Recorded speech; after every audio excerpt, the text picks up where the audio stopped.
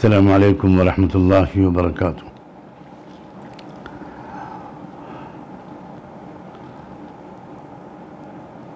अभी एक दो दिन पहले, बल्कि शायद कल ही, एक वीडियो वायरल हुआ जिससे मुल्क के लोगों को ये पता चला कि लखनऊ के एक साहब ने सुप्रीम कोर्ट में एक रिट दायर की है, जिसके ज़रिए उन्होंने सुप्रीम कोर्ट से ये दरख्वास्त की है कि कुरान की फ़लाँ 26 आयतों को कुरान से निकाल दिया जाए। नेचुरली इस पर पूरे मुल्क में हर तरफ से तबसरे आ रहे हैं, रिएक्शंस आ रहे हैं। मुसलमान उलमा और दानिश्वर हजरात इस सिलसिले में अपने ख्यालात का इजहार कर रहे हैं। इस वीडियो के वायरल होने के बाद से ही मुझसे भी बेशुमार लोग ये उम्मीद कर रहे हैं और मेरी तवज्जो इस तरफ मबजूल कर रहे हैं कि मुझे भी इस पर कुछ रिएक्शन देना चाहिए, कुछ कमेंट्स करने चाहिए।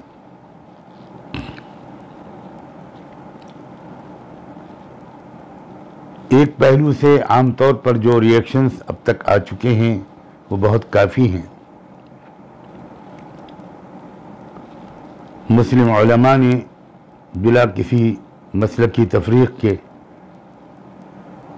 इस जाहिलाना हरकत की सख्त मजम्मत की है और ये उम्मीद वजह तौर पर जाहिर की है कि सुप्रीम कोर्ट इसको एडमिट ही नहीं करेगा और किसी को कोई नोटिस सर्व नहीं किए जाएंगे।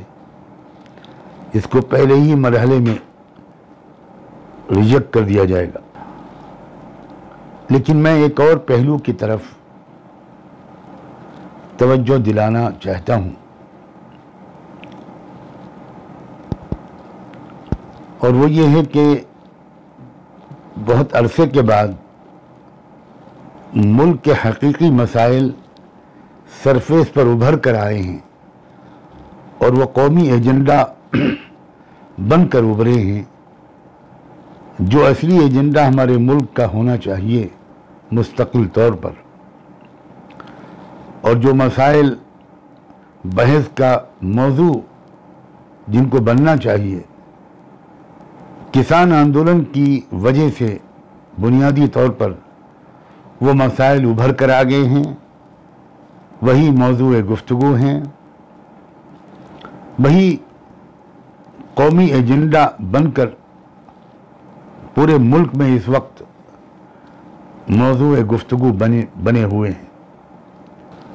ये किसान आंदोलन ही का ये नतीजा है जिसके लिए मैं संयुक्त किसान मोर्चे की समझदार और बहादुर लीडरशिप को पूरे मुल्क, पूरी कौम की तरफ से मुबारकबाद देना चाहता हूँ कि वो सख्त तकलीफ़ों को बर्दाश्त करके अपने आंदोलन को जारी रखने में कामयाब हुए और वो आंदोलन दिन ब दिन ताकतवर होता जा रहा है और पूरे मुल्क में फैलता जा रहा है। उस आंदोलन की वजह से किसानों के मसाइल, मजदूरों के मसाइल, गरीबों, पिछड़ों और oppress class, schedule caste, schedule tribe के मसाइल उभर कर सामने आए और मुल्क में जो सरमायादाराना फिस्तायत पर मबनी निज़ाम अब चल रहा है बड़े ज़ोर शोर से, जो कॉर्पोरेट फैशिज्म की पॉलिसी अपनाई हुई है हमारी मौजूदा सरकार ने, उसके खिलाफ, उसकी पॉलिसियों के खिलाफ पूरे मुल्क के अंदर एक बेदारी की लहर फैल रही है। वो लाखों बल्कि शायद करोड़ों लोग जो किसी प्रोपेगेंडा का शिकार होकर और मजहबी जज्बात से मगलूब होकर वो असली मसाइल से बिल्कुल गाफिल हो गए थे और मंदिर मस्जिद हिंदू मुस्लिम की बुनियाद पर उन्होंने वोट डाले थे पिछले इलेक्शनों में। अब वही लोग बहुत ज़्यादा पछता रहे हैं, खुल्लम खुल्ला अपनी गलती मान रहे हैं और अब ये संकल्प ले रहे हैं, ये अहद कर रहे हैं कि अब दोबारा वो ये गलती नहीं करेंगे और उनका ध्यान अब असली मुद्दों से कोई नहीं भटका पाएगा, बल्कि वो पूरे मुल्क का ध्यान असली मुद्दों की तरफ वापस लाने के लिए पंजाब, हरियाणा और दिल्ली बॉर्डर से निकलकर अब पूरे मुल्क में जानकारी फैलाने और सही फैसला करने पर लोगों को आमादा करने के लिए निकल खड़े हुए। जाहिर है कि वो फैसिस्ट सांप्रदायिक ताकतें, वो कॉर्पोरेट सेक्टर की गुलाम ताकतें इस सूरत हाल से बहुत परेशान हैं और वो हर कुछ दिन के बाद ऐसी कोशिश करते हैं जिससे कि फिर एक मरतबा मुल्क का एजेंडा बदल जाए और लोगों की तवज्जो किसानों, मजदूरों और गरीबों और मनुवादी व्यवस्था को उखाड़ फेंकने के बजाय वो एक बार फिर धार्मिक जो फ़िरका परस्ती है और आपस की नफ़रत है उसकी तरफ मुड़ जाए। चुनांचे इसी सिलसिले में कुछ दिन पहले दिल्ली प्रेस क्लब में एक प्रेस कॉन्फ्रेंस की थी एक महाशय जी ने, जिसमें उन्होंने ऐलान किया था कि वो सारी दुनिया के मुख्तलिफ धर्मों को इकट्ठा करेंगे। भारत में इस्लाम और मुसलमानों, और भारत में नहीं बल्कि विश्व में से इस्लाम को मिटा देने के लिए दुनिया भर के मुख्तलिफ मज़ाहिब के नुमाइंदों को बुलाकर एक आलमी कॉन्फ्रेंस बुलाएंगे। मुझे यकीन है कि ये इशू भी इसीलिए उठाया गया था और उसके लिए दिल्ली प्रेस क्लब में बैठ के प्रेस कॉन्फ्रेंस करके ये कोशिश की गई थी कि ये मुद्दा एक बार उभरे और इसके ख़िलाफ़ मुसलमान ख़ास तौर पर एजिटेशन करें, प्रोटेस्ट करें, आवाज़ बुलंद करें और मीडिया एक उसी को उठा दे और उसके नतीजे में किसान आंदोलन और दूसरे जो असली मसाइल हैं, मुद्दे हैं, वो एक बार फिर दबा दिए जाएं और लोगों की तवज्जो उनकी तरफ से हटा दी जाए। मगर वो तीर भी खाली गया। लोगों में इतनी बेदारी आ चुकी है, इतनी अवेयरनेस या जागरूकता आ चुकी है कि उस तरह का रिएक्शन किसी तरफ से और ख़ास तौर पर मुसलमानों की तरफ से नहीं आया। ये बहुत अच्छी अलामत है। इसका मतलब है कि भारत के मुस्लिम समाज के लोग अब पॉलिटिकली अवेयर हो गए हैं, उनके अंदर समझदारी बढ़ी है। चुनांचे में एक बार फिर पूरे भारत के एक एक मुसलमान, मर्द और औरत से, नौजवान से, भाई और बहन से, उलमा से, दानिश्वरों से, उन सब के पूरे एहतराम के साथ ये गुजारिश करना चाहता हूँ कि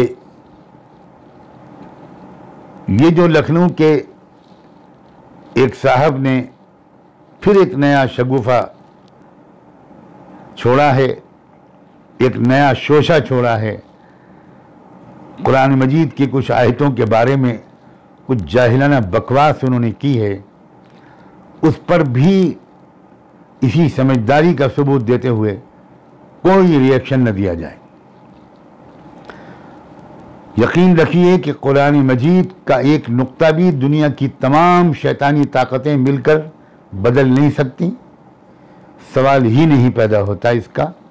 आप इत्मीनान से अपने कामों में लगे रहिए और देश के में जो असली मसाइल हैं, जो किसान आंदोलन के ज़रिए से उभर गए हैं, उन्हीं के बारे में चर्चा करते रहिए। उन्हीं मसाइल की तरफ लोगों की तवज्जो मबजूल रहे उसी पर तवज्जो मरकूज़ रहे और वही मसाइल गुफ्तगू का मौजू बने रहे।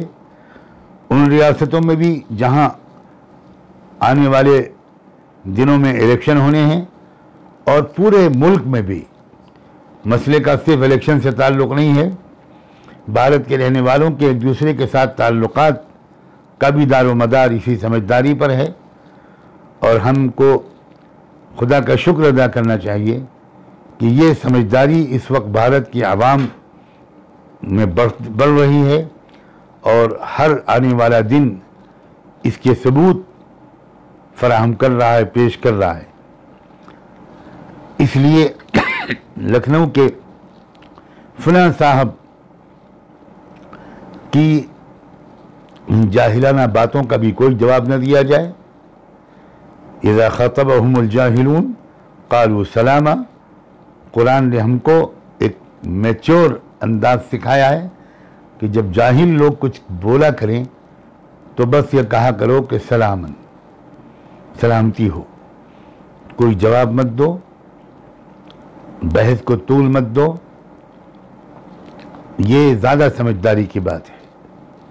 मुझे उम्मीद है कि मेरी इस गुजारिश पर लोग ख़ास तवज्जो देंगे और मुल्क के एजेंडे को बदलने की किसी साजिश को कामयाब नहीं होने देंगे।